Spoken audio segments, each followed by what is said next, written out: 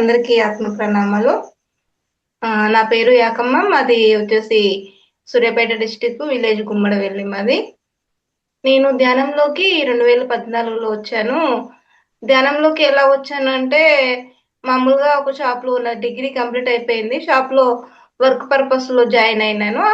ఆ షాప్ అనేది ఎవరు పెట్టారు అంటే, పత్రికారి చేతుల మీదుగా ధ్యాన ప్రకృతి స్టోర్ అని సారు గోమాత ఉత్పత్తులకు సంబంధించి ఒక షాప్ పెట్టాడు. ఆ షాప్ లో కంప్లీట్ పిరమిడ్స్, బుక్స్ అండ్ గోమాత పంచగవ్యాలతో తయారైన ఐటమ్స్ ఉండేవన్నమాట. ఆ షాప్ లో సారు ధ్యానం చేసుకోవాలమ్మా అని చెప్పారు. అట్లా నాకు ధ్యాన పరిచయం జరిగింది. ఇంక అప్పటి నుంచి ఎవ్రీ ఇయర్ ధ్యాన మహాయజ్ఞాలు జరిగేది. యజ్ఞాలల్లా స్టాల్ పెడితే స్టాల్ కూడా వెళ్ళేదాన్ని. అట్లా ధ్యాన పరిచయం జరిగిందండి నాది. Thank you. మరి ముందుగా నాకు జన్మనిచ్చిన తల్లిదండ్రులకి, ఈ యొక్క అద్భుతమైన ఆత్మజ్ఞానాన్ని అందరికీ అందాలని గొప్ప సంకల్పంతో మరి పత్రి గారు అందరికి అందించిన జగద్గురువులు ప్రీతమహ పత్రి గారికి, గురు మహారాజ్ శ్రీ సదానంద మహాయోగికి, మహోత్తర్ బాబాజీకి, ప్రకృతి మాతకు, పంచభూతాలకు, విశ్వమాతకు, ఆది పరాశక్తులకు, ఎందరో మహానుభావులందరికీ నా యొక్క హృదయపూర్వక, ప్రేమపూర్వక ఆత్మ ప్రణామాలు, కృతజ్ఞతలు. Thank you. మరి మనకు అందరికీ శక్తి కావాలి. ఏది చేయాలన్నా శక్తి కావాలి. ఈ సృష్టి అంతా కూడా శక్తితోటే రన్ అవుతుంది. మరి శక్తి ఎక్కడి నుంచి వస్తుంది? మనకు శారీరకంగా భౌతిక దేహానికి ఏమి కావాలి అంటే, మరి మనకు ఈరోజు ఆహారం తింటే కొంత శక్తి వస్తుంది. దాంతో భౌతిక దేహానికి శక్తి. మరి ఆత్మకి ఎక్కడి నుంచి శక్తి కావాలి? ప్రాణమయ కోశానికి ఎక్కడి నుంచి శక్తి కావాలి అంటే, అది ధ్యానం ద్వారా మనకు విశ్వం నుంచి విశ్వశక్తిని తీసుకుంటాం. అది అందరికీ తెలుసు. మనకు అది ఒకటి ధ్యానం ద్వారా వస్తుంది, ఒకటి నిద్ర ద్వారా వస్తుంది. అయితే ఇక్కడ మరి మనము ఆలోచన లేని స్థితిలో మాత్రమే ఆ శక్తి మనకు అందుతుంది. మిగతా టైంలో ఆ శక్తి అందదు. ఎందుకు అందదు అంటే, ఆలోచన లేని స్థితిలోనే అందుతుంది. ఆలోచనలు ఉంటే రాదు. సరైన ధ్యానమే చేయాలి. సరైన ధ్యానం అంటే ఏమిటి అంటే, ఆలోచన లేని స్థితి. మరి మనం నిద్రా స్థితిలో ఆలోచనలు ఉండవు కాబట్టి అప్పుడు శక్తి వస్తే ఆ శక్తితోటి మన ప్రాణమయ కోశంలో కొన్ని కొన్ని హీల్స్ జరిగి శారీరకంగా మనం పనులు చేసుకుంటాం. భౌతిక దేహానికి అన్నం పెడతాము, అది కొంచెం కండబలాన్ని ఇస్తుంది, శారీరక శ్రమ చేస్తాం. అట్లా రెండు రకాలుగా మనం నిద్ర ద్వారా, ఆహారం ద్వారా అట్లా చేస్తాం. ఇంకా మనం ఎరుకతోటి ఆలోచన లేని స్థితిలో ధ్యానంలో కూర్చుంటే ఎనర్జీ తోటి ఇంకా ఎక్కువ ఎనర్జీ ఇంకా మరి ఎనర్జీ కావాలి. ఎనర్జీ పోగు చేసుకోలే. ఈ ప్రతిరోజు పనిచేసి అందులో కొంత ధనం మనం పక్కన పెట్టుకుంటాం, కూడబెట్టుకుంటాం. డబ్బును బాగా పొదుపు చేసుకుంటాం. డబ్బును కూడబెట్టినట్టు మరి ఎనర్జీని కూడా కూడబెట్టుకోవాలి కదా మనము. ఎందుకంటే బంగ్లాలు కట్టుకోవాలి, రకరకాలుగా మనకి ఎన్నో కోరికలు ఉంటాయి. కోరికల కోసం ఈ భౌతిక ప్రపంచంలో డబ్బు అవసరం కాబట్టి డబ్బును పోగు చేసి పక్క పెడుతున్నాం. మరి ఎనర్జీని కూడా మనం దాచిపెట్టుకోవాలి కదా. మరి ఎనర్జీ దాచిపెట్టుకుంటున్నావా? ఎంతమంది ఎనర్జీ దాచిపెట్టుకుంటున్నారో నాకైతే తెలియదు. ఆటోమేటిక్గా ఎనర్జీ అనేది వెళ్ళిపోతూనే ఉంటది.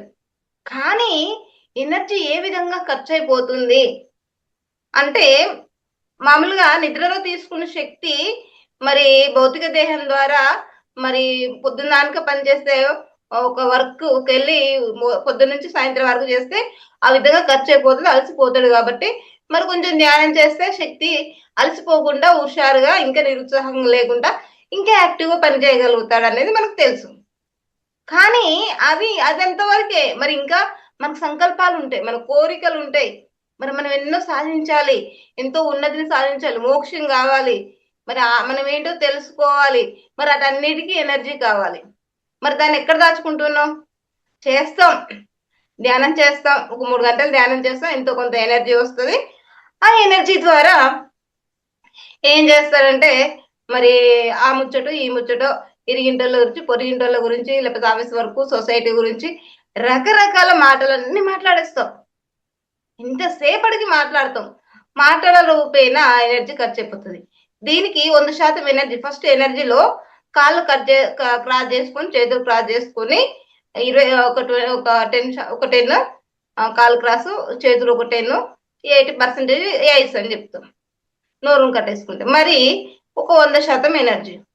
ఇది మనం మాట్లాడుతున్నప్పుడు రకరకాల మాట్లాడేస్తాం.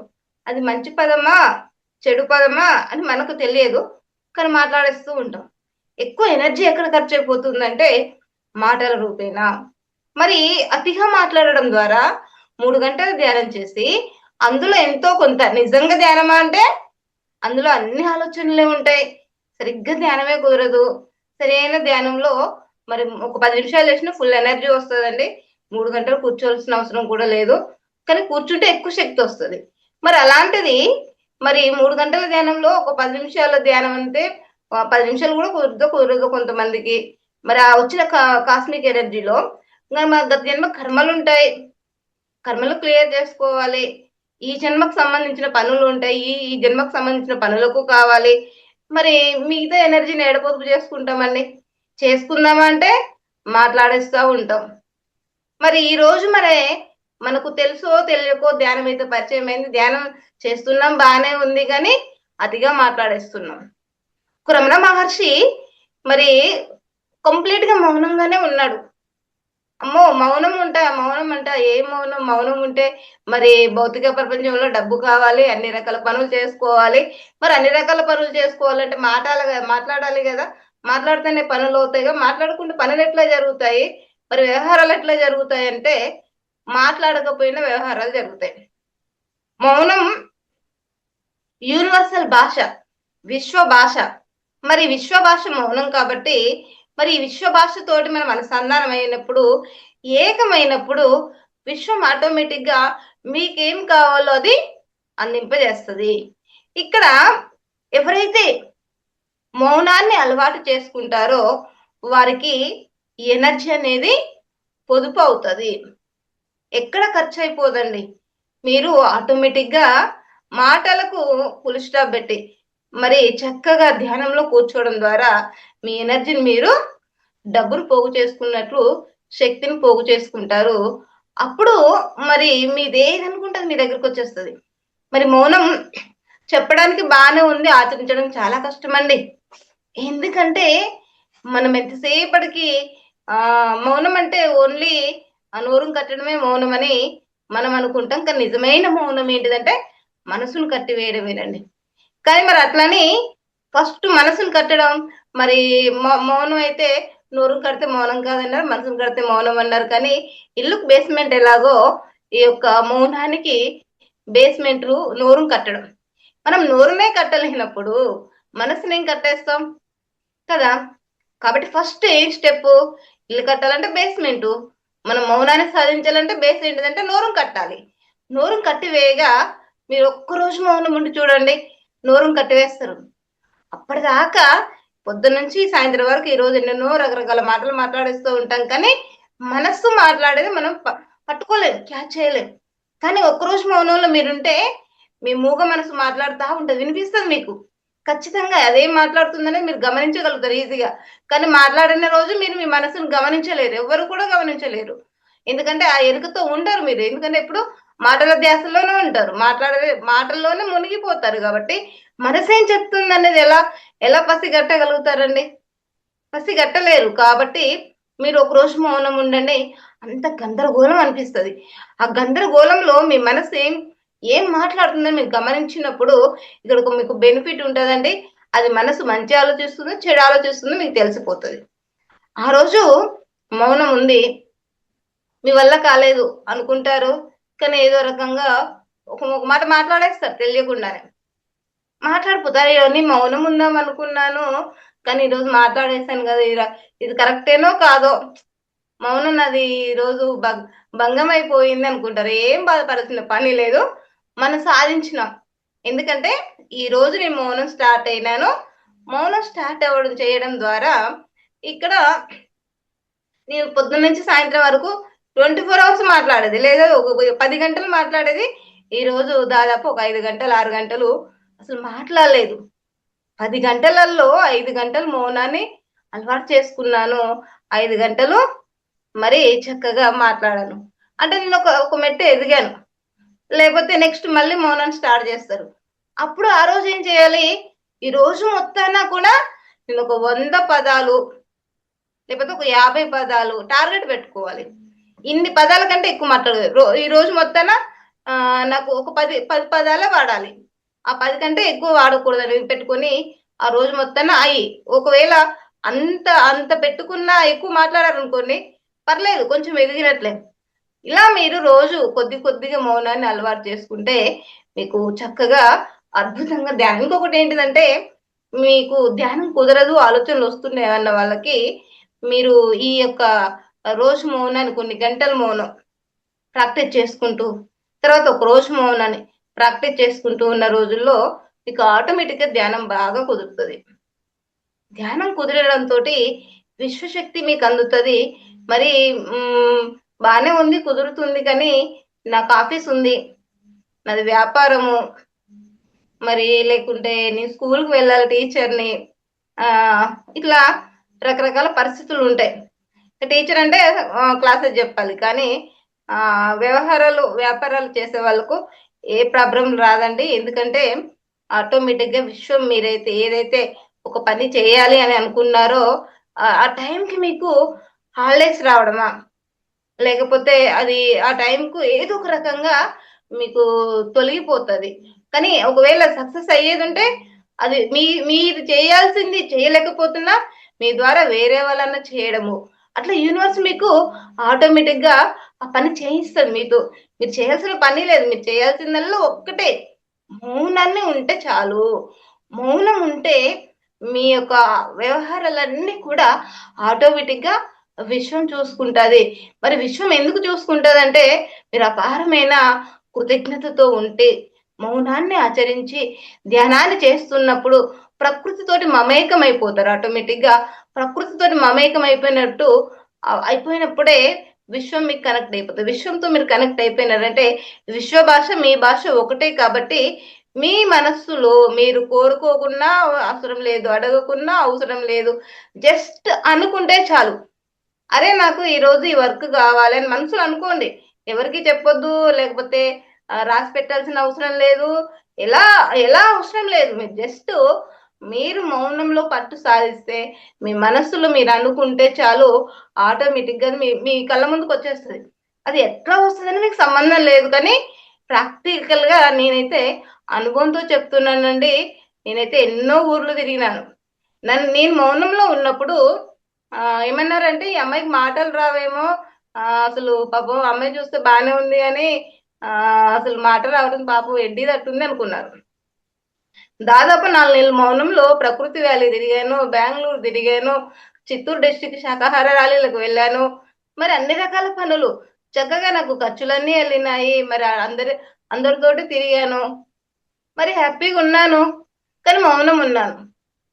ఇక్కడ ఇంకొకటి ఏంటిదంటే, మౌనం అంటే మళ్ళీ చెప్తున్నానండి, మనసును కట్టివేయడం మౌనం. కానీ బేసిక్ ఏంటిదంటే, నోరును కట్టివేస్తే తర్వాత మనసు శూన్యం చేరుకుంటాం. కాబట్టి అయితే మరి యూట్యూబ్ చూడడం, పుస్తకాలు బాగా చదవడం, బాగా అంటే పేపర్ మీద రాసి చూపించడం, సైగలు చేయడం, ఇవి కూడా తగ్గించేయాలి. అర్జెంట్ అయితే తప్పనిసరి పరిస్థితులలో రాసి చూపించడమా, సైగ చేయడమా అనేది కొంచెం అలవాటు చేసుకోవాలి. ఎందుకంటే అన్నెసెసరీ అన్ని పక్కన పెడితే అంతర్ముఖ ప్రయాణం జరుగుతుంది, అంతరంగ ప్రవేశం జరుగుతుంది. ఇవన్నీ ఉంటాయి. ఒక బుక్ చదువుతున్నామంటే ఒక రచయితతో, ఒక కవితతోటి మనం మూగ భాష మాట్లాడతాం. ఆటోమేటిక్ గా బుక్ లో లీనమైపోతాం. అక్కడ ఎవరు ఉంటారు? ఆ బుక్ రైటర్ ఉంటారు, అతనితో మనము కమ్యూనికేట్ అయిపోతాం. యూట్యూబ్ చూస్తున్నామంటే అందులో లీనమైపోతాం, అంటే అందులో ఉన్న భావాలతో కమ్యూనికేట్ అయిపోతాం. అక్కడ మౌనం ఎలా ఏర్పడుతుంది? మౌనం ఏర్పడదు. మాటలు ఉండవు, కానీ మౌనం ఏర్పడదు. మనసు శూన్యం కాదు. మనసు శూన్యం కావాలి అంటే మాటలు కట్టివేయాలి, కళ్ళు 2 మూయాలి, శ్వాస మీద ధ్యాస పెట్టాలి. అప్పుడు మౌనం అనేది అలవాటు అవుతుందండి.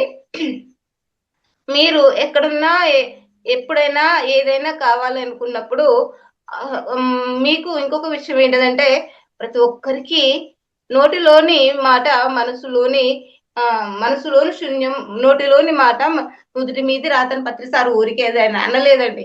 అలాగే జీసస్ ఏమన్నారంటే, మీ నోటిలోకి ఏదైతే పదాలు వస్తున్నాయో కానీ నోటి లోపలికి మీరు తీసుకునేటి ఏవైనా సరే వినేటి ఏవైనా సరే మీకు కష్టాలు నష్టాలు దుఃఖాలు రావు, కానీ మీ నోటిలో నుంచి బయటికి వెళ్ళే పదాల ద్వారా మీకు కష్టాలు బాధలు ఎదురవుతాయి. ఇవి అందరికీ తెలుసు, కానీ మనం మాట్లాడేస్తాం, టకటక వడవడ మాట్లాడేస్తాం. ఎందుకంటే యాక్షన్ కి రియాక్షన్ ఉంటుంది. మనం ఒక వ్యక్తిని ఊరికే తిట్టినాం అనుకోండి, అప్పుడు వెంటనే వాళ్ళు రియాక్షన్ అవుతారు, ఆటోమేటిక్ వాళ్ళు తిట్టేస్తారు.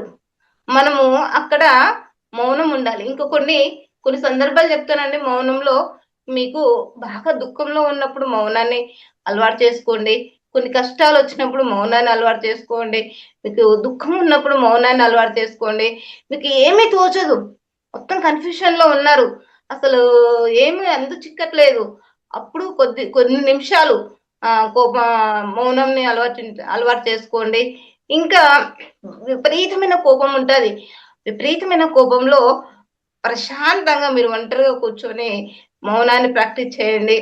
ఇట్లా చేయడం ద్వారా కొంతసేపటికి మీకు తెలియకుండానే మీరు చక్కటి ప్రశాంతమైన ఆనందంతో, ఆ యొక్క ఎనర్జీ తోటి ఉండి ఉత్సాహంగా, తర్వాత గందరగోళంలో నుంచి ఆ యొక్క ఏం వర్క్ చేయాలో అద్భుతమైన ఆలోచన వస్తుంది. కోపంలో నుంచి ప్రేమ పుట్టుకొస్తుంది. ఇట్లా మీరు ఆటోమేటిక్ గా దుఃఖంలో ఉన్నప్పుడు మౌనం అలవాటు చేసుకున్నప్పుడు ఆటోమేటిక్ గా మీకు ఆనందం దొరుకుతుంది. మరి బాధలో ఉన్నప్పుడు ఏదో ఒక రకమైన ఆనందకరమైన సంతోషకరమైన విషయాలు మీకు అందుతాయి.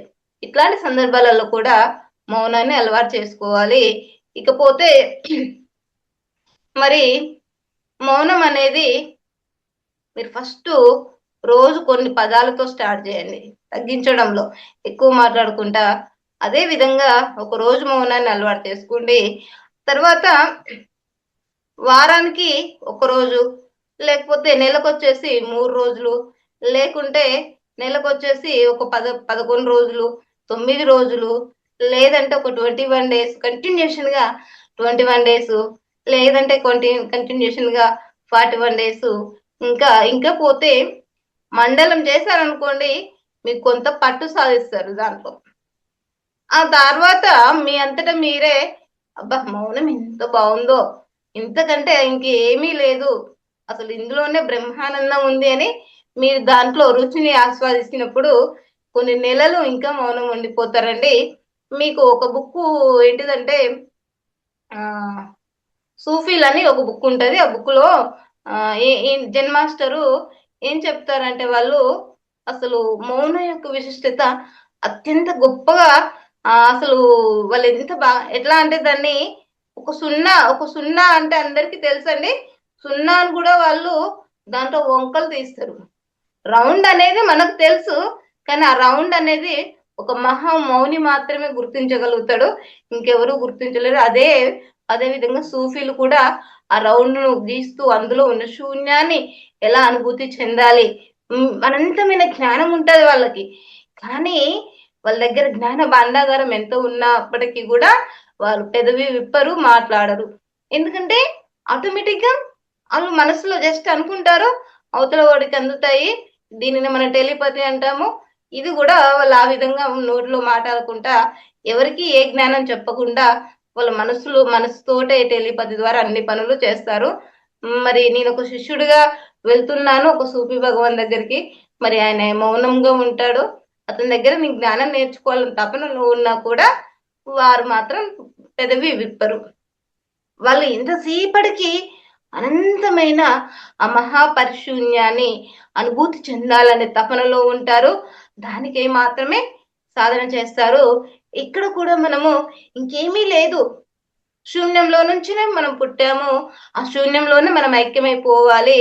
దానికి ఏకైక దారే ఈ మౌనము ధ్యానము ఎవరైతే చేస్తారో ఆటోమేటిక్ గా ఆ యొక్క మహాపరిశూన్యాన్ని అనుభూతి చెందగలుగుతాము. కాబట్టి మనం మౌనాన్ని అలవాటు చేసుకుందామండి. మీకు ఏమన్నా దీంట్లో అర్థం కాకపోతే నన్ను అడగండి. మీకు ఇంకొకటి ఏంటిదంటే ఆ ప్రతి ప్రతి ఒక్కరూ కూడా కృతజ్ఞతతో ఉండాలండి. ఎందుకు చెప్తున్నానంటే, అందరికి ఎంతసేపటికి లేదు లేదు లేదు లేదు అనే భావనతో ఉంటారు, కానీ నాకు ఉన్న వాటి పట్ల, వసతుల పట్ల, సౌకర్యాల పట్ల మరి ఎంత మాత్రం కృతజ్ఞత చూపిస్తారండి? చూపించలేరు. కాబట్టి మనకున్న వసతుల పట్ల, సౌకర్యాల పట్ల, మనకు లభించిన ఏమంటారు వృత్తి, ఉద్యోగము, దేనికైనా చిన్నపాటి కృతజ్ఞతను థ్యాంక్ యూ అని అందరు చెప్తారు, సింపుల్ గా థ్యాంక్స్ అని చెప్తారు. కానీ దాంట్లో ఎంతో అసలు శక్తి దాగి ఉంది. నిజమైన ఒక శక్తి ఏంటిదంటే గ్రాటిట్యూడ్. ఆ గ్రాటిట్యూడ్ అనేది చిన్న రామబాణం లాంటిది. రామబాణానికి శ్రీరామ రామ రామేతి రమే రమే మనోరమే సహస్రరామ తత్తుల్యం రామనామ వరానమే అనేది ఒక అద్భుతమైన రామబాణం. ఎలాంటిదో మనకి కృతజ్ఞత కూడా అలాంటి అద్భుతమైన రామబాణం లాంటిది. పొద్దున్నే లేవగానే జన్మనిచ్చిన తల్లిదండ్రులకి, మనకు లభించిన వసతులకు, సౌకర్యాలకి, మరి చక్కటి పంచభూతాలకి, ప్రకృతి మాతకు, విశ్వమాతకి, భూమాతకి, గంగామాతకి, మరి ఆది పరాశక్తులకి, మరి నక్షత్ర లోకాలకి, కాంతి లోక వాసులకి మనస్ఫూర్తిగా కృతజ్ఞతలు తెలుపుకోవాలండి. ఈ రోజు మనము తింటున్నాము, చక్కగా ఈ భూమి మీద తిరుగుతున్నాము అంటే ఆ భూమాత ఎంతో సహనంగా మనల్ని భరిస్తుందండి. చక్కగా తన భుజ స్కంధాల మీద మనల్ని మోస్తుందండి. మోయడంతో పాటు ఆమె తన కడుపులో నుంచి మనకి చక్కటి ఆహార పదార్థాలు మరి పండించుకొని తినమని తన కడుపులో నుంచి మొక్కలను మనకు అందిస్తుంది. మరి చక్కటి నీరుని అందిస్తుంది. సూర్య భగవానుడు మనకు కావలసిన విటమిన్స్ సంబంధించిన సూర్యరశ్మిని చక్కగా అందిస్తున్నాడు. మరి సూర్య భగవానుడికి రాత్రి వేళ చంద్ర భగవానుడు చక్కగా మనకు కాంతిని అందిస్తున్నాడు. మరి ఆ చంద్ర భగవానుడికి, నక్షత్రలోక వాసులకి ఎవరైనా గుర్తుంటుందండి? గుర్తేం ఉండదు. ఎంతసేపటికి నేను ఈ పని చేసినాను, ఈ పనికి నాకు లాభం ఉందా లేదా, దాని గురించి ఆలోచిస్తారు. కానీ మనం వాటికి ఏమి ఇచ్చినాము? మనకు వాళ్ళు ఇవ్వడానికి తల్లి కడుపులో నుంచి మనం పుట్టినాము. మనం తల్లికి ఏమైనా ఇచ్చినామా? తల్లికి ఏమి ఇవ్వలేదు. కానీ మనకు జన్మనిచ్చింది. మరి మనకు చక్కగా ఈ రోజు ఈ శరీరం ఉంది. ఈ శరీరంతో కొంచెం పేరు వచ్చింది, ప్రఖ్యాతి వచ్చింది, ఒక హోదాలో ఉన్నాము.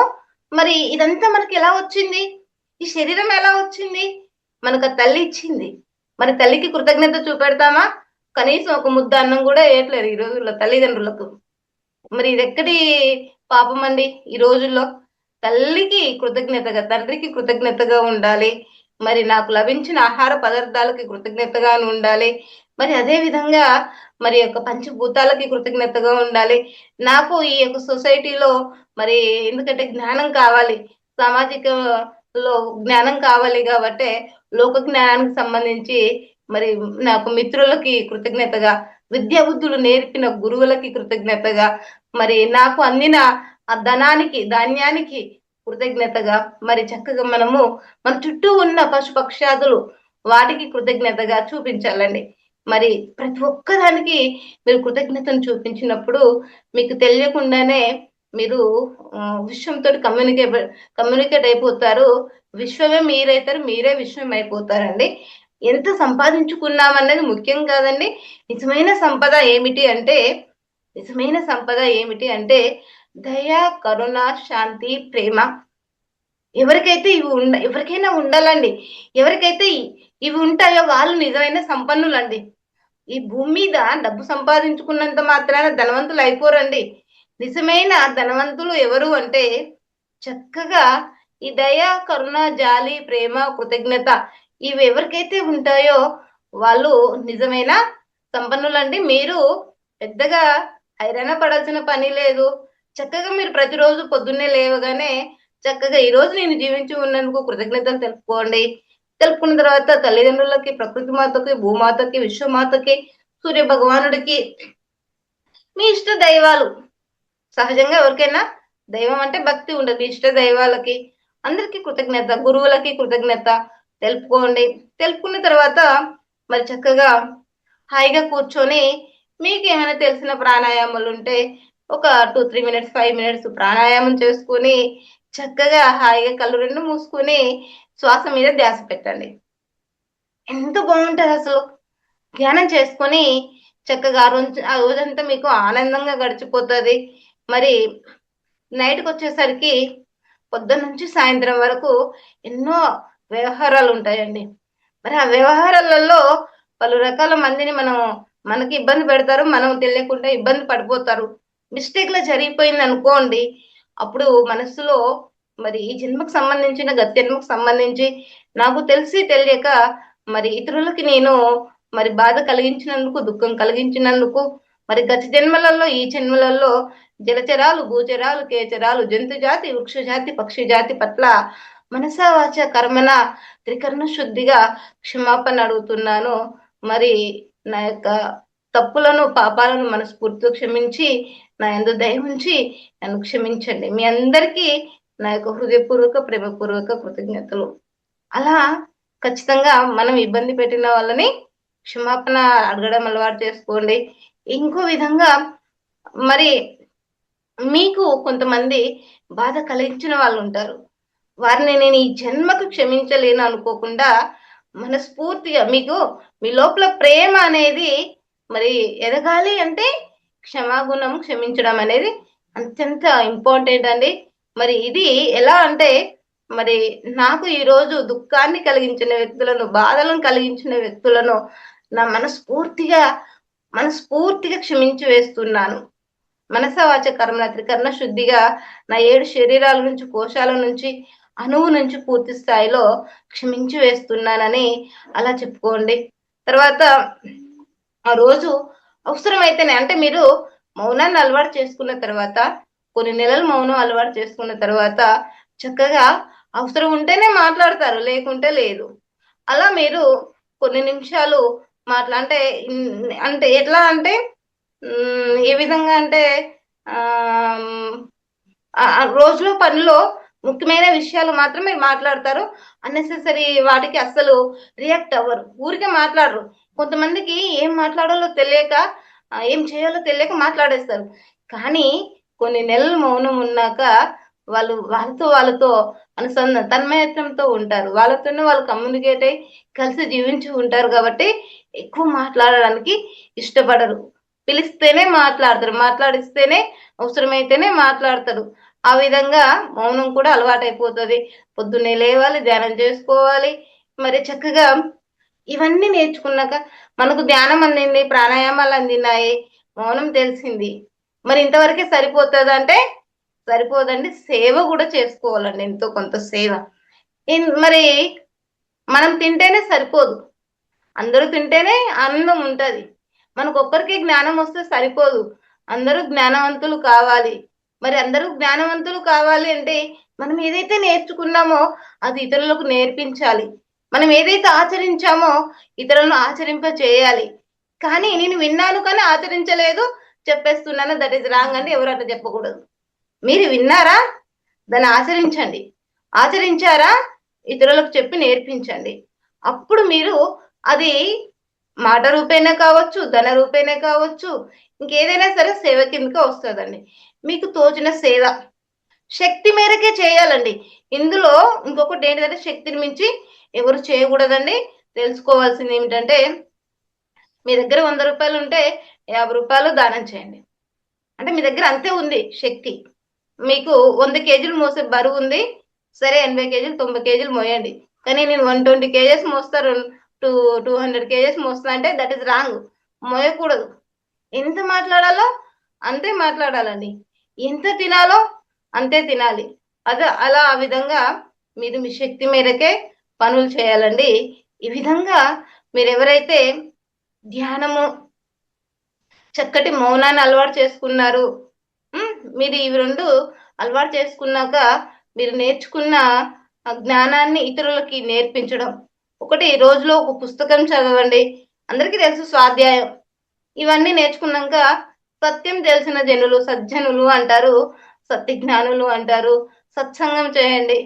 మరి సత్సంగం ద్వారా, చక్కటి పుస్తకాల ద్వారా, మరి స్వాధ్యాయం ద్వారా, అంటే స్వాధ్యాయం అంటే పుస్తకాలు చదవడం కదా, ఆ పుస్తకాల జ్ఞానాన్ని, సజ్జనుల సాంగత్యం ధ్యాన జ్ఞానాన్ని, మరి చక్కగా మీ ధ్యానం ద్వారా మీరు సొంతంగా నేర్చుకున్న జ్ఞానాన్ని, మరి మౌనంలో మీ అంతరాత్మ చెప్పే భావాలను, మీరు గమనించిన వాటిని మీరు చక్కగా ఆచరిస్తున్నారు కాబట్టి వాటిని ఇతరులకు బోధించండి, సేవ చేయండి. ఇంకొకటి, మీకు ఏమీ తోయని స్థితిలో అనంతమైన మహాపరిశూన్యంతో మీరు ఉన్నప్పుడు మీకు మీ అంతరాత్మ గైడెన్స్ ఇస్తుందండి. అది మీకు ఏ గురువు చెప్పరు. పత్రి గారు కూడా చెప్పినారు, ఏం చెప్పినారంటే మీ అంతరాత్మ మీకు నిజమైన గురువు. నిజంగా మీకు ఎవరంటే మీ అంతరాత్మ మించిన గురువు ఇంకొకరు ఎవరూ లేరు అంటారు. కానీ మరి మనసు చెప్తుందా అంతరాత్మ చెప్తుందని ఎవరు పట్టుకోలేరండి. ఎవరు పట్టుకోగలరు అంటే కంప్లీట్ గా ఆ శూన్యాన్ని అనుభూతి చెందిన వాళ్ళు, మౌనాన్ని మనసును ఆ శూన్యం చేసిన వాళ్ళు, ఆ మనసును మౌనం చేసిన వాళ్ళు మాత్రమే అంతరంగ ప్రయాణం చేయగలుగుతారు, అంతరంగాన్ని వినగలుగుతారు. కాబట్టి అంతరంగాన్ని ఎవరైతే వింటారో వాళ్ళు చేసే ప్రతి పని కూడా సక్సెస్ అవుతుందండి. ఇప్పటిదాకా మనసు ఒకటి చెప్తుంది, మన యొక్క అంతరాత్మ ఒకటి చెప్తుంది. కానీ అందరం ఏం చేస్తామంటే అంతరాత్మ చెప్పిందని పక్కన పెట్టేసి మనము మనసు చెప్పిందని పట్టుకొని వెళ్తా ఉంటామండి. అప్పుడు మనం అన్ని పల్టీలు కొట్టేస్తాం. కానీ మనస్సును చెప్పింది పట్టుకున్నప్పుడు మనకు అక్కడ ఎలాంటి ఆటంకాలు రావండి. జీవితం అంతా సాఫీగా సాగిపోతుంది. మరి జీవితం అంతా సాఫీగా సాగిపోవాలంటే అంతరాత్మ ప్రబోధం వినాలి. మరి ఇంటెంట్ ఎవరు వినగలుగుతారంటే మౌనాన్ని ఆచరించిన వాడు మాత్రమే వినగలుగుతాడు. ధ్యానం అతిగా చేసిన వారు మాత్రమే మౌనాన్ని అంతరంగ భాషను అర్థం చేసుకుంటారు. మౌనము, ధ్యానము, సేవ, మరి కృతజ్ఞతా భావము, ప్రేమ ఎవరికైతే ఉంటుందో వాళ్ళు నిజమైన సంపన్నులు. కాబట్టి మీరందరూ కూడా మౌనాన్ని అలవాటు చేసుకోండి. వీలైతే మాట్లాడండి, లేకుంటే మౌనంగా ఉండండి. తోచిన సాయం చేయండి. ఇతరులకైతే కష్టాలు నష్టాలు ఎవరూ చేయొద్దండి. ఎందుకంటే మంచి చేయకపోయినా పర్వాలేదు, కానీ అయితే చెడు ఎవరు చేయొద్దండి. మరి చక్కగా ఇవన్నీ మీకు అందుతాయని నేను మనస్ఫూర్తిగా కోరుకుంటున్నాను. మీకు ఏమైనా డౌట్స్ ఉంటే ఇంకా అడగండి, చెప్తాను. చిన్నగా స్టోరీ తక్కువ చెప్పాను, పెద్దగానే ఉంటుంది. కానీ ఏమైనా డౌట్స్ ఉంటే అడగండి, చెప్తాను. ఇంక చెప్తే వడవదండి. మౌనం గురించి చాలా ఉంటుంది, చెప్తూనే ఉండొచ్చు ఎంతైనా. మేడం, మీరు ఒక్కొక్క పంచభూతాలు ఒక్కొక్క దాని గురించి, అంటే గాలి, నీరు, నిప్పు, అలా ఒక్కొక్క దాని గురించి ఒక క్లాస్ చెప్పుకుంటూ వెళ్ళారు చాలా టైం. అలా అంత వివరంగా తీసుకొని వస్తారు. చాలా అద్భుతంగా వివరించారు. మౌనం గురించి, ధ్యానం గురించి, సేవ గురించి, కృతజ్ఞత గురించి. Thank you very much ma'am. Okay masters, ఇందులో మీకు ఏమైనా డౌట్స్ ఉన్నా, మేడం గారితో మాట్లాడాలన్నా చక్కగా హ్యాండ్ రైజ్ చేయండి, అన్మ్యూట్ తీసుకొని మాట్లాడండి. ప్లీజ్ రవీంద్ర గారు మాట్లాడండి. నమస్తే మేడం గారు. నమస్తే సార్. మౌనం యొక్క విశిష్టత గురించి చాలా చక్కగా వివరించారు. Thank you. ఇక్కడ మౌనం అనేది విశ్వ భాష అని, విశ్వంతో ఏకమైనప్పుడు ఆ విశ్వము మనకు ఏమి కావాలంటే అది అందిస్తుందని చెప్పేసి చెప్పారు మేడం గారు.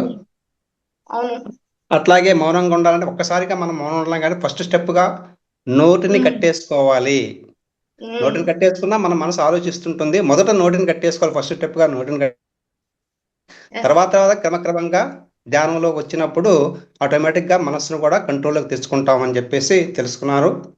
అట్లాగే ఈ యొక్క మౌనంతో పాటు కృతజ్ఞతాభావం కలిగి ప్రతి ఒక్కరు కూడా కృతజ్ఞతాభావం కలిగి ఉండాలి. మనకు లభించినటువంటి వస్తువులు కానీ సౌకర్యాల పట్ల కృతజ్ఞతాభావం ఉండాలి. అట్లాగే అందరూ కూడా క్షమాగుణం, క్షమించే గుణం అనేది చాలా ముఖ్యమైనది. ఎలా అంటే ఎంతటి కఠినాత్మలైనా కూడా పక్కవాడు మనకు ద్రోహం చేస్తున్నా సరే మనం క్షమించాలి. మనస్ఫూర్తిగా క్షమించేసినప్పుడు ఆ విశ్వం కూడా మనల్ని ఎంతో కాపాడుతూ ఉంటుంది. ఇవన్నీ కూడా చాలా చక్కగా చెప్పారు మేడం గారు. చాలా కృతజ్ఞతలు. Thank you sir. Venkata Prasad గారు మాట్లాడండి సార్. నమస్కారం మేడం. నమస్కారం సార్. మేడం, మౌనం గురించి చాలా చక్కగా వివరించారు. అయితే మరి మనము ఈ ధ్యానంలోకి వచ్చిన తర్వాత లక్ష్మీ పార్వతి సరస్వతి ప్రకారము జ్ఞానము ఎప్పుడైతే అందిందో దాని లక్ష్మి తర్వాత మనం పార్వతి వైపు వెళ్ళాలి, పార్వతి తర్వాత సరస్వతి కళల వైపు వెళ్ళాలి అని చెప్పి మన మాస్టర్స్ అందరూ కూడా చెప్తున్నారు కదా. ఇప్పుడు మనం మౌనం పాటించాలి అని అనుకుంటాము, కానీ ఇప్పుడు కొన్ని క్లాసులలో మనము మరి ఈ కళలలో పాటలు కూడా, సంగీతం అనేది ఒక కళ అయినప్పుడు ఉమ్, జనరల్గా నేను ఏం చేస్తుంటా అంటే ఈ సజ్జన సాంగత్యాలలో ఆ, పాటలు పాడుతూ ఉంటారు. ఇది డౌట్ నాకు ఎప్పటికీ ఉంది. మరి మౌనం పాటించాలి అని అంటున్నారు కదా, మరి ఈ కళలు నేర్చుకోవాలి కాబట్టి ఈ పాటలు పాడేటువంటి ఈ అలవాటు ఏదైతే ఉందో ఎక్కడ ఏది ఉమ్. జరిగినా కూడా కనీసము ఒక పాటైనా ఆ, ఎందుకో పాడకపోతే మనసు ఒప్పుకోదు. మరి ఇది మౌనం పాటించినట్లు అవుతుంది కదా అనేటువంటి ఆ సంశయము నాకు ఎప్పటి నుంచో తోలుస్తూ ఉన్నది. ఇవాళ మీ క్లాస్ విన్న తర్వాత మిమ్మల్ని అడగాలి అని ఆ, అదే ఈ క్వశ్చన్ నాకు అర్థమైంది తట్టింది సార్. మేడం. మరి నాకు దీనిపైన అర్థమైంది. ఆ, ఆ, ఇక్కడ మీరు మీ- చక్కగా పాటలు పాడుకోవచ్చండి. ఆ, ఎందుకంటే మేడం ఈ యొక్క మౌనము మనసును మీరు శూన్యం చేయగలిగినప్పుడు మీరు వర్తమానంలో ఉంటారు, ప్రజెంట్ లో ఉంటారు. మేడం ప్రజెంట్ లో ఉన్నప్పుడు, ప్రస్తుతంలో ఉన్నప్పుడు గతము లేదు. ఇక్కడ మీకు డీటెయిల్ గా చెప్తున్నా. అంటే నేను జస్ట్ బేసిక్ నాలెడ్జ్ మాత్రం మౌనం చెప్పినాను, కానీ డెప్త్ గా చెప్పలేదు. చాలా టైం పట్టుద్దని కూడా అన్నాను. ఇక్కడ గతము ఉండదు, మేడం భవిష్యత్తు ఉండదు. ప్రస్తుతంలో మీరు ఉన్నప్పుడు అంటే చెడు ఆలోచించట్లే, భవిష్యత్తు గురించి ఎలా ఉంటదని ఆలోచించట్లే. ప్రస్తుతంలో ఉన్నప్పుడు మీరు బ్రహ్మానందంతో ఆత్మస్థితిలో ఉంటారు. ఆత్మస్థితిలో ఉన్నప్పుడు మాత్రమే చక్కటి నృత్యము, సంగీతము ఉంటది. ఎవరి దగ్గర అయితే పార్వతీదేవి మేడం ఉంటుందో వారి దగ్గర సరస్వతీదేవి వచ్చేస్తుంది. ధ్యానం చేస్తే జ్ఞానం వస్తుంది. జ్ఞానం చేస్తే సేవ చేస్తే లక్ష్మీదేవి వస్తుంది. ధ్యానం చేస్తే జ్ఞానం వస్తుంది. జ్ఞానం ద్వారా అష్టలక్ష్ములు, అష్టసిద్ధులు వస్తాయండి. మీరు సంశయం లేకుండా, ఎందుకంటే సరికాని మాటలు మాట్లాడడం ద్వారా మీ ఎనర్జీ లాస్ అవుతుంది. మీరు సంగీతం పాడుతున్నారు, ప్రకృతితో మమేకం అయిపోతారు. ఆ ప్రకృతిలో ఎంతమైనా సంగీతం ఉంటదండి. నేచర్ సంగీతం ఎంత అద్భుతంగా ఆస్వాదించగలుగుతుంది. మరి అలాంటి సంగీతం మీ లోపల నుంచి వస్తుంది, మీరు పాడుకోండి. అదే తన్మయత్నం, ఆత్మానందం, బ్రహ్మానందం అంటారు. మీరు చక్కగా పాడొచ్చు. ఓకే, చక్కటి పాట పాడుకున్నారు, తన్మయత్వంతో నిండిపోయినారు. తర్వాత ఆ ప్రగాఢమైన ఆత్మవిశ్వాసంలో, ఆత్మ యొక్క అనుసంధానం తోటి ఆ మహాపరిశూన్యాన్ని మీరు ఆస్వాదిస్తారు. అక్కడ మౌనమే కదండి ఉండేది. గతము లేదు, భవిష్యత్తు లేదు, ఒక బ్రహ్మానందం, పరమానందం ఉంది. ఇంకా మీకు డౌట్ ఎందుకండి? మౌనం, పార్వతీదేవి ఉంది, తద్వారా జ్ఞానదేవత వచ్చేసింది, చక్కగా సంగీతం వచ్చేసింది, క్లారిఫికేషన్. సేవ ఉంది. మీరు రైట్ వేలోనే ఉన్నారు కదా, మీకు ఇంకెందుకు డౌట్ అండి? చక్కగా పాటలు పాడుకోవచ్చు. ఆట ఉండాలి, పాట ఉండాలి, అన్ని ఉంటేనే భోగం, వైభోగం. నేను ఒక ఆటలే ఆడతాను, ఒక పాటలే పాడతాను, మౌనమే, కంప్లీట్ మౌనమే ఉంటాను అనేది కూడా లేదు కదండి. సేవ చేసుకోవాలన్నాం కదా. కానీ సరికాని మాటలు మాట్లాడొద్దు, అనవసరమైన మాటలు మాట్లాడొద్దు. ఒకనొక స్థితి, మౌన యోగులు ఉంటారు. మనకి ఇంకా స్థితి రాలే, అది వేరు. ఇప్పుడున్న స్థితికి మన స్థితి, మనం ఆడుకోవాలని చెప్పిందా అంతరాత్మ, ఆడుకుందాం. పాడుకోవాలని చెప్పిందా, పాడుకుందాం. కానీ సరికాని మాటలు మాట్లాడకుండా సరివైన మాటలు మాట్లాడుతూ, జ్ఞానానికి సంబంధించిన మాటలను మాత్రమే అందరితో పంచుకుంటూ మనం ఉన్నప్పుడు అక్కడ మనస్సు అనేది సరిగ్గా ప్రస్తుతంలోనే ఉంటది, అటు ఇటు ఉండదు. అది ఆత్మస్థితిలో ఉండి చేస్తున్నారు. సంగీతమైనా, చక్కటి కళలైనా ఆత్మస్థితిలో ఉంటే మాత్రమే చేయగలుగుతారు. కాబట్టి అక్కడ ప్రజెంట్ లోనే ఉంటారు, ప్రస్తుతంలోనే ఉంటారు. గతం ఉండదు, భవిష్యత్తు ఉండదు. ఎలాంటి పరిపరి విధాల ఆలోచనలు ఉండవు. ఓకేనా sir? Okay, thank you madam. Thank you madam, కృతజ్ఞతలు. చాలా బ్రహ్మాండంగా సమాధానం దొరికింది. Thank you. Okay sir. Thank you very much sir. Yes, ఇంకా మాస్టర్స్, ఇంకా ఎవరైనా డౌట్స్ ఉంటే అడగచ్చు. ఇక్కడ మౌనం అంటే ఆచరణ చేస్తూ ఉంటే ఒక్కొక్కటి డౌట్ వస్తుందేమో మేడం, నాకైతే అనిపిస్తుంది. Yes madam. దాన్ని కొత్త వాళ్ళు ఆచరి ఎవరైనా ఉంటే చెప్పండి, డౌట్స్ ఉంటే నేను చెప్తాను. ఆల్రెడీ ధ్యానం తెలిసిన వాళ్ళు ఉంటే కొంత జ్ఞానం ఉంటుంది, అసలే ధ్యానం తెలియని వాళ్ళు ఉంటే చెప్పండి. ఇంకా దానికి సంబంధించిన నాలెడ్జ్ కూడా నాకు తెలిసింది చెప్తాను. ఎస్ మాస్టర్స్, హ్యాండ్ రైస్ చేయండి, ఒక్కొక్కరే అన్మ్యూట్ చేసుకొని మాట్లాడతారు.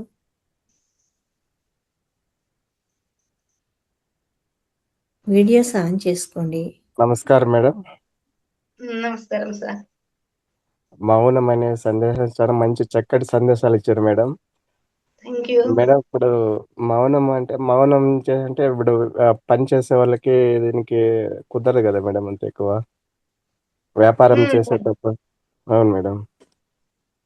సార్ మీరు అంటే ఆ మీరు ఎంత వీలైతే అంత అవసరం ఉంటే మాట్లాడండి. చెప్పినాను కదా కొన్ని పదాలు మాత్రమే నేను మాట్లాడాలి అనుకుంటున్నాను. మొత్తం అంటే కట్టే కొట్టే తెచ్చే ఒకటే సమాధానం చెప్పాలి, సాగదీయకూడదు. ఒకటే మాట మాట్లాడాలి, కథం అనవసరమైన మాటలు మాట్లాడకూడదు. అట్లా మౌనాలు అలవాటు చేసుకోండి. వీలైతే ఆ ఒక్కరోజు అన్ని రకాల పనులు నేను ఈరోజు కంప్లీట్ గా మౌనం ఉండాలనుకుంటున్నాను, నాకు ఏ ఆటంకం రావద్దని మనసులో అనుకోండి. ఆటోమేటిక్ గా మీకు ఆ రోజు ఏ అడ్డంకులు ఉండో మౌనం ఉండిపోతారు. ఫస్ట్ కొన్ని పదాలు అలవాటు చేసుకోండి. తర్వాత వచ్చేసి ఓకే. నేను వారంలో శుక్రవారమా, ఆదివారమా, సోమవారమా నేను ఖచ్చితంగా ఈ రోజు ఎవరితో మాట్లాడను. ఈ రోజు నాకు అనుకూలంగా ఉంటుంది, విశ్వం నాకు సహాయం చేస్తుంది, నేనే విశ్వాన్ని అనే భావనలో మీరు ఉండండి. ఆ రోజు మీకు విశ్వం సహాయపడుతుంది, కంప్లీట్ గా మౌనంగా ఉండిపోతారు. ప్రతిరోజు పొద్దున్న నుంచి ఇంకొకటి ఏంటిదంటే మౌనాన్ని ఎట్లా అలవాటు చేసుకోండి అంటే ఉదయం లేచిన కంచి మొదలు పెడితే 10 గంటల వరకు ఎంతో అద్భుతమైన సమయం అండి. బ్రహ్మ ముహూర్తం అవును కానించి మేడం. 10 గంటల వరకు ఆ టైంలో పొద్దున్న లేవగాను ఇంట్లో చికాకు పడతా ఉంటారు ఆడవాళ్ళు, మగవాళ్ళు తిట్టుకుంటా ఉంటారు. తిట్టుకోకుండా కొట్టుకోకుండా చక్కగా మౌనాన్ని అలవాటు చేసుకోండి. ఆ టైంలో ఎంతో ఓకే. ఆనందంగా ఉంటే డే మొత్తం బాగా గడిచిపోతుంది.